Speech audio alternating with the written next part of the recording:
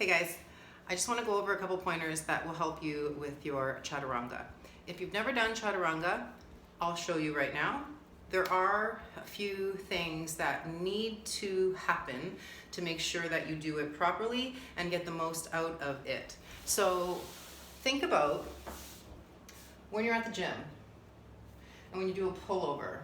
So it's a lat exercise, right? So when we're coming down this way and you're retracting your shoulders and you're driving your shoulders down, that's where I want you to feel that engagement. So we land here and now start drawing your shoulder blades back and down and really feel. So already here, I can feel that engagement of my lats. That same engagement is gonna happen when you're in your plank. So hands under shoulders, and we're not just hanging on the arms.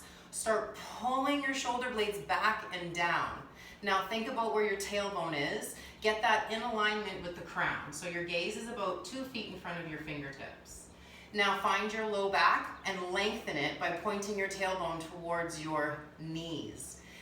Straighten your knees and think about pushing the backs of your knees to the ceiling. Spread the fingers. Push down into your fingertips. Pull your shoulder blades again down your back. Deep breath in. Now let's bend the elbows and bring the chest forward and down. Tops of the feet are on your mat. Chin goes up and we lift to cobra. When you're in your cobra, it's a thoracic extension. I don't want you tensing the back of your neck. Let the head come down. Make a pillow with your hands. Let your heels fall outward and breathe into your spine.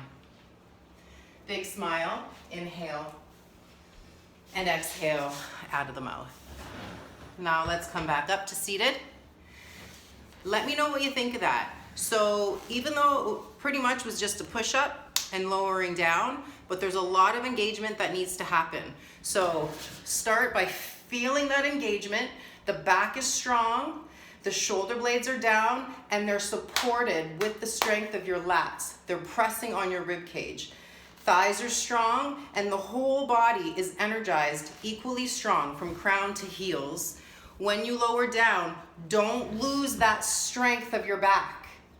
When you land right in between your palms. Watch the video a few times if you need to. Continue practicing it. Tomorrow we will do a new movement. Let me know what you think.